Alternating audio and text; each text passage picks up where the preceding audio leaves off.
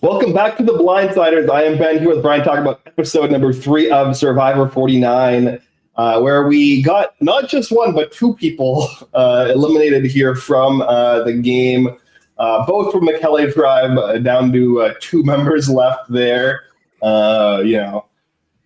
I mean, I think everyone in the preseason expected this tribe to be the disaster tribe when they, got a first look at the tribe dynamics, the tribe splits. I don't think people expected it to be this bad. Yeah.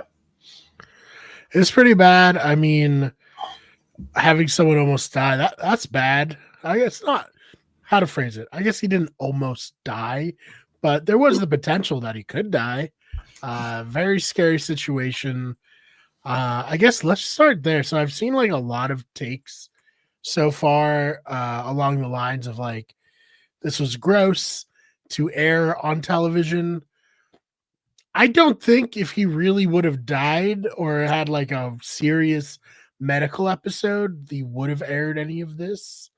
But does that absolve them of filming it in the first place? I don't know. Ben, where do you stand on that point? I mean, there's like, in my opinion, like I think the unique thing was that they were like off-site at like the productions version of Ponderosa base camp, whatever.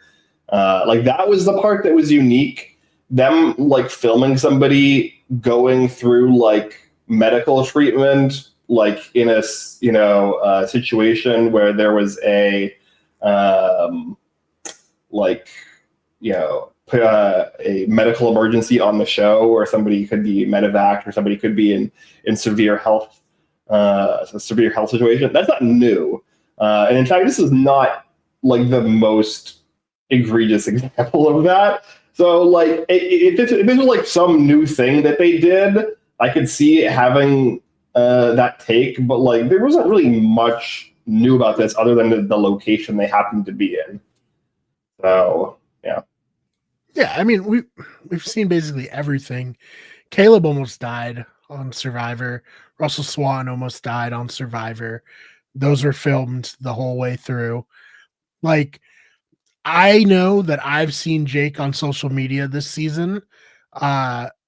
So unless they were like playing a long game of deep faking somebody, if Jake died, that would not have been hidden. Like that would have talking about spoilers for who was on season 50. Like that would have been it would be, everyone would know. Like it reminds me way back in the day when we were with the previously on podcast network. Zach and I were talking about Survivor, or I guess Koh-Lanta, the French version of Survivor. Yeah. A player died during like the opening challenge, and obviously they scrapped the whole season. I would imagine that they would scrap the season if someone died on US Survivor. Do you feel that way? Yeah, I think this early for sure. Yeah, I think that like you could probably have a conversation if like it happened like way down like towards the end game. I don't know if that makes it worse or better. I don't know. I think they probably would in most scenarios scrap the season. Yeah. I mean, there was, at the time we looked at it, there was a season, Survivor Turkey or Survivor Romania, where a person died straight up during a challenge, and they kept the season going. And a lot of his tribe members quit. I think that was like super irresponsible. He shouldn't have done that. But yeah, I mean, obviously would have known if Jake died. So it's definitely a scary situation, but I don't think it's necessarily like over the line to show all of it. And I think it does explain when you see everything and they're talking like, hey, yes, he's okay, but we wouldn't feel comfortable putting him back in the game now that he's gone through this experience, especially with like the no food, very little water. I think it kind of shows like it's a pretty traumatic experience that he went through. Yeah. And like, I've, a few years ago, I was hospitalized for like 5 days and, I had to ambulance, all that, wasn't sure what was happening. And that like messed me up. And I wasn't playing like a social strategy game. I was just living normal life. So I could not imagine, people are like, well, he was fine. Why didn't they let him go back in? Like, he probably was like, oh my God, I could die. Like, I'm going to miss the birth of my son. My son's going to grow up without a father. Like that was probably all running through his mind. And to just be like, oh, you're good. Get back out there. Like, no way they could have done that to him. Yeah, no, I agree. I think that like, I think that you could probably make some like minor criticisms of Jeff's like bedside manner and like him kind of oscillating between kind of loosely sociopathic host and executive producer. In terms of like the way he's both communicating with Jake and then also with the tribes afterwards at the challenge. But like from a like larger production standpoint and the decisions they made from like a show perspective, I think they were all fine. Listen, Jeff wants that Emmy, Ben. He wants it so bad. And I think that's kind of what we got here. Yeah, he should know the first rule of TV is show, don't tell, and he does a lot of telling. I mean, this has been Survivor forever, right? Yeah. Like all tell, no show.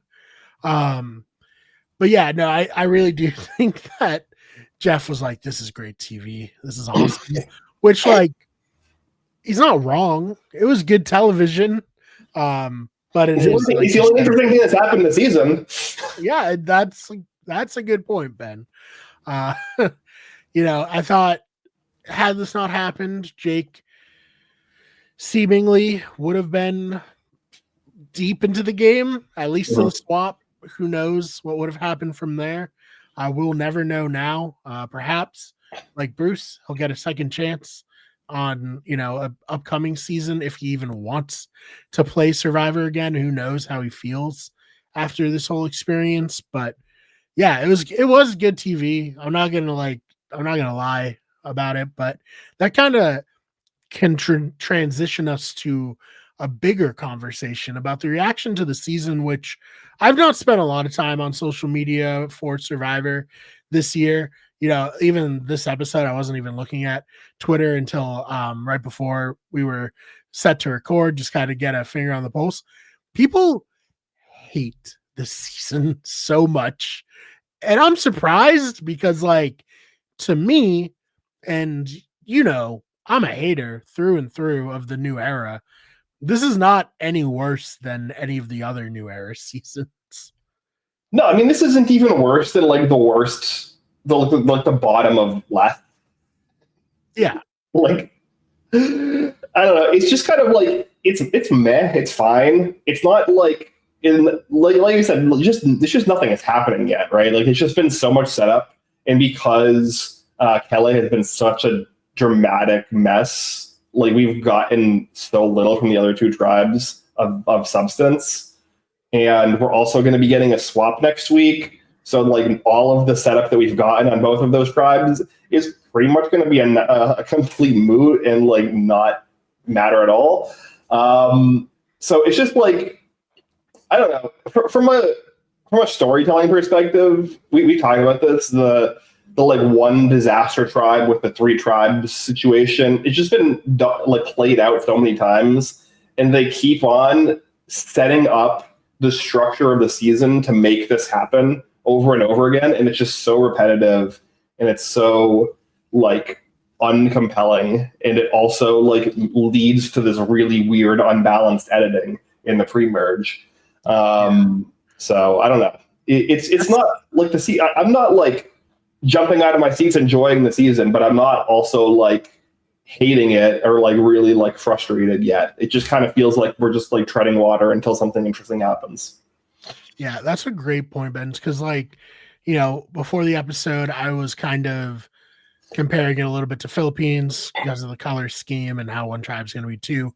But at least with Philippines, they just sent one person to one tribe, one to another.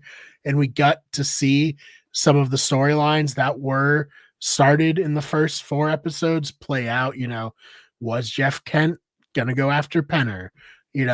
Was on the Yellow Tribe Tang Dang, what was gonna happen there? Obviously Tang Dang didn't lose, so we had to wait till the merge, but at least when we got to the merge, we had all these episodes of context for why RC was the boot at the merge, right? And with this seemingly just going to be a straight up swap, and I think just based on the previews, we didn't see all of where the players end up, but it seems like a lot of the players are on the Yellow Tribe. So I would imagine it's going to be 2 tribes of 7 in the next episode, which love. Great. This might be where Survivor 49 starts, quite frankly. Everything else is just kind of like a prelude to actually get to this point of, people actually playing the game and stuff happening. But yeah, it's a good point, Ben. Like the editors are probably in like a tough spot where they're like, well, we have to have content, but what's actually going to matter? Yeah. We don't know yet, Yeah, it's rough because even in this preview at the end, we're obviously skipping way ahead, but it's important to talk about in terms of like the stuff we're going to talk about in this episode, whether it matters or not.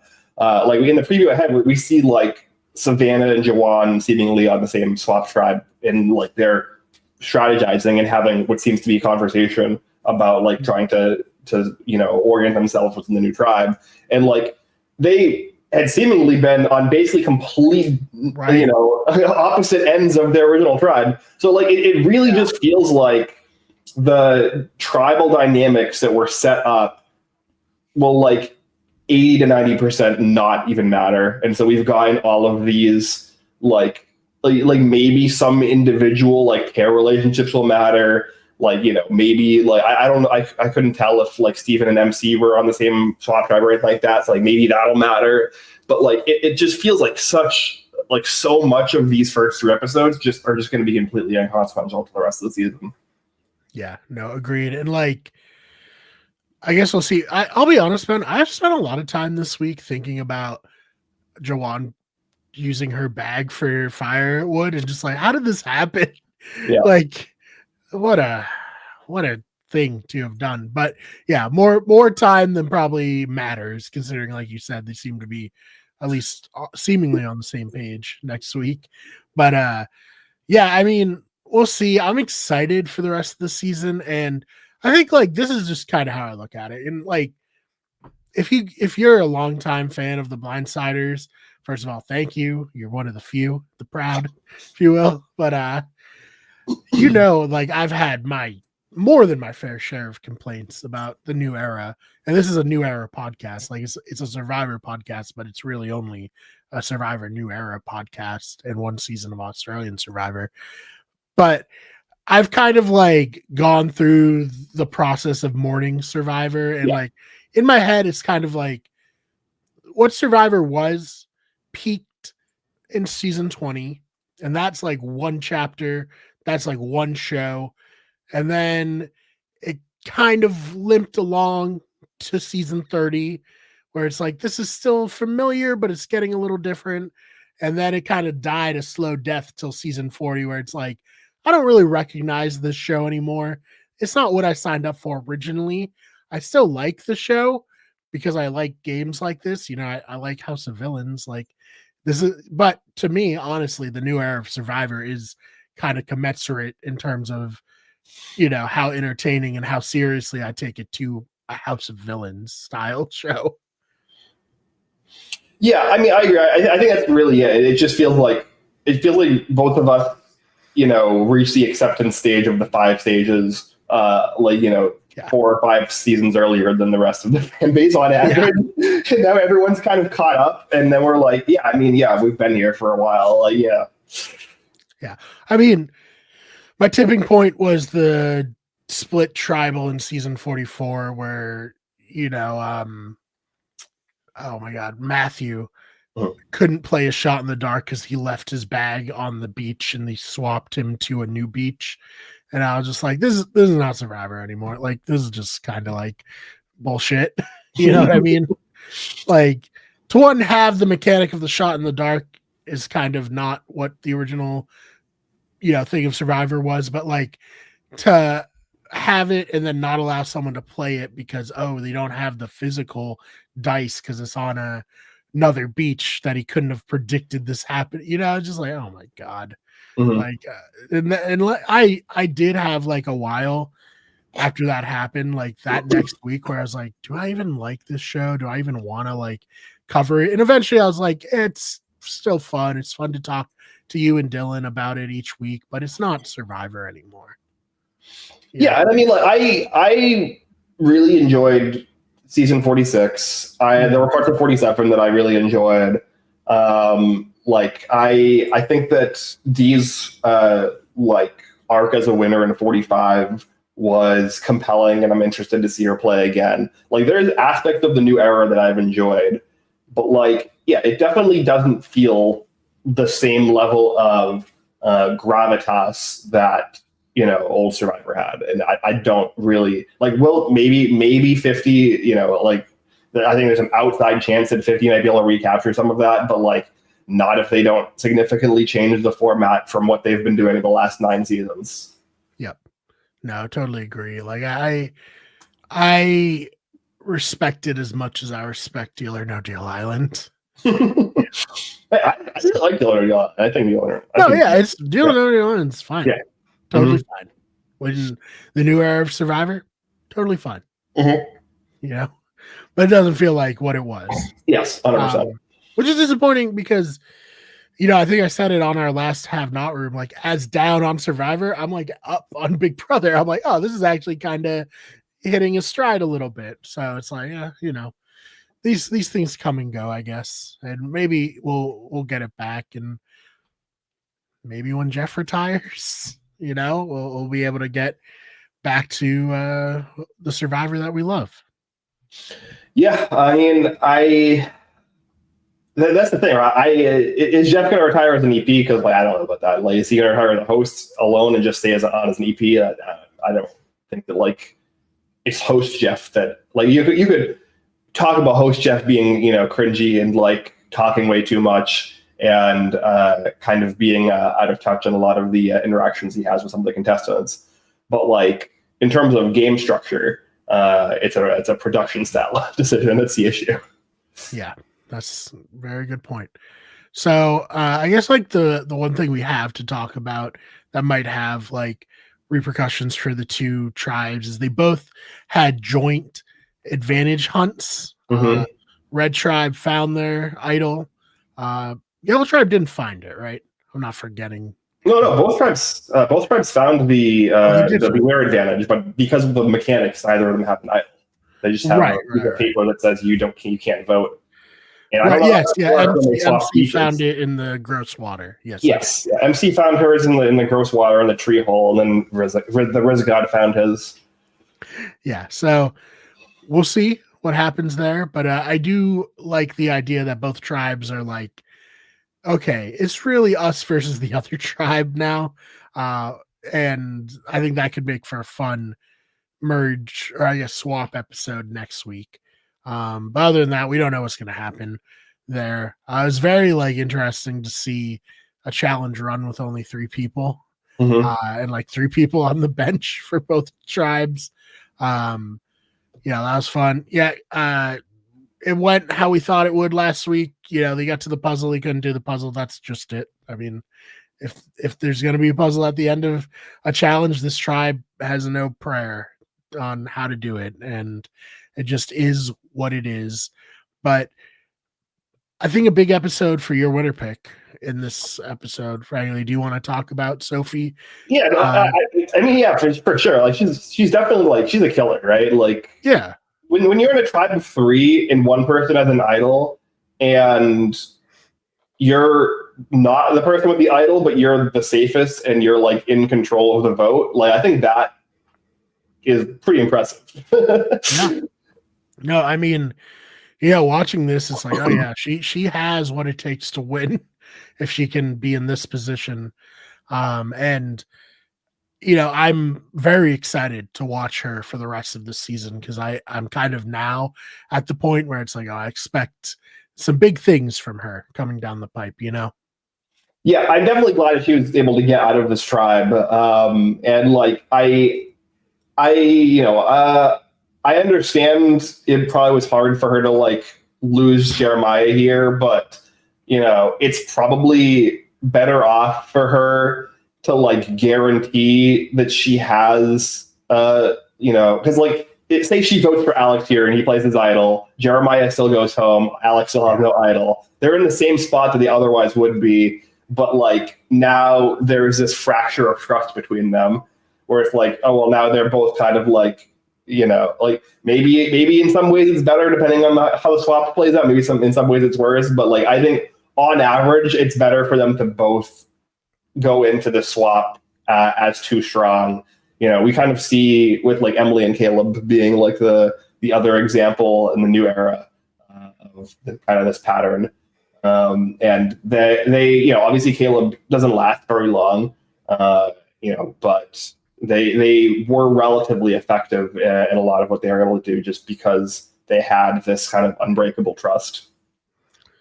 Yeah, I was thinking about that as well. It's just like, okay, yeah, you want to see if you can get one over on Alex, and like there's a world where maybe you could, but if you're just like straight playing it by the numbers of what's like your most optimal move for both of them is just to vote for each other and hope that you pitched your case good enough. And I'll be honest, like Sophie's case was really good.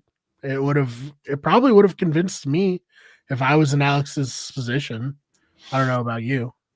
Yeah, I mean, I think her case was really good. I think also it probably helped. I mean, votes rarely change like that at tribal council unless it's a live tribal. But Jeremiah saying Alex's name wrong twice.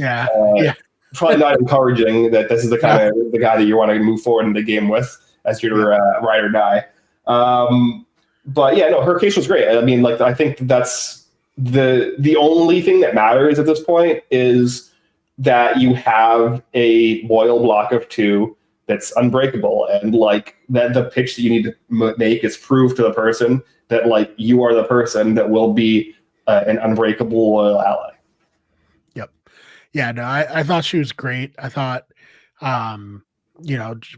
taking that angle of like, look, you don't know me, but in my real life, I am steady and loyal and like, because what else does Alex really have to go off of, right? Like he has 6-7 days of knowing somebody, which is nothing.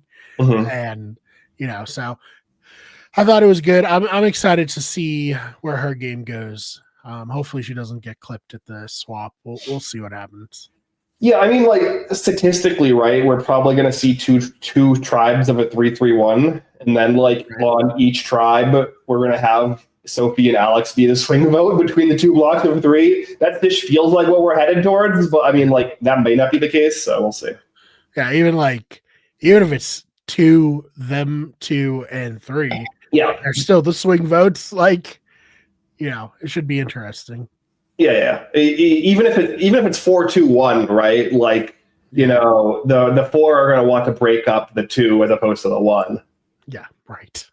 So we'll see. I'm excited for it, and like, I don't know, maybe the rest of everyone else will get through their stages of grief in quicker fashion than we did.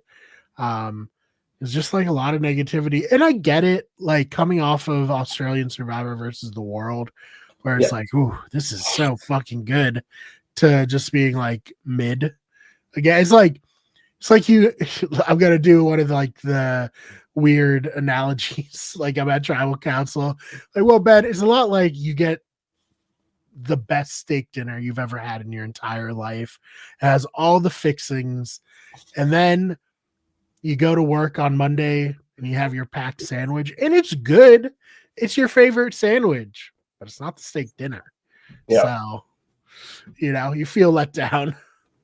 Yeah, no, I mean, 100%. It's I mean, we said this even when we were talking about Australian Survivor. We were like, yeah, I mean, like, we're gonna go into 49 and it's just gonna like not hit because like this season, Australia vs. the World was just one of the best seasons of reality TV that we've ever seen. So like it's just it's hard. And this is the reason why like seasons headed into All-Star seasons and also coming out of All-Star seasons are often either underhyped or like they are unfairly criticized. Like we've basically seen this even just throughout just the history of U.S. Survivor, right? Like Samoa headed into Heroes vs. Villains was treated just like a commercial for Heroes vs. Villains, and then I think Nicaragua. I'm an enormous Nicaragua defender. And I think that one of the reasons why Nicaragua was so hated was because it was coming off of Heroes vs. Villains, and like any season is going to look dog shit in comparison to Heroes vs. Villains. Yeah, yeah. I mean, I am there with you, man. I'm fighting the good fight, championing Fabio. I mean, not just Fabio. I think that like Nicaragua's across the board is like a really, really compelling and entertaining season. Yeah, Benry, get behind us. Yeah. I mean, look, Gabon had its, we also both were very big Gabon defenders as well. And then Gabon has had its renaissance. I think Nicaragua is the next season to have the renaissance. Season 51 is going to be the best then. Oh, man. Oh, anything else you wanted to touch on? I know it's kind of short, but like most of the episode was taken up by Jake's story, obviously. And then the rest was like an interesting situation, but not like a lot to break down. Yeah. And then also like the stuff that we got from the other two tribes, it's like, yeah, we can talk about it, but like it fundamentally probably won't matter at all come next week. Yeah. So like what's even right? I do like the Steven and MC pairing. I wish we get to see more of them, and hopefully we do, because they both seem like likable people, and it seems like kind of an unlikely duo. So I'm curious where they go. Yeah, MC's very fun online, and she seems fun from the little bit we've got of her in the show. So I'm expecting her to be. What's that? Compared to Sophie and Jason, we've gotten like an enormous amount from MC and Matt even. Yeah.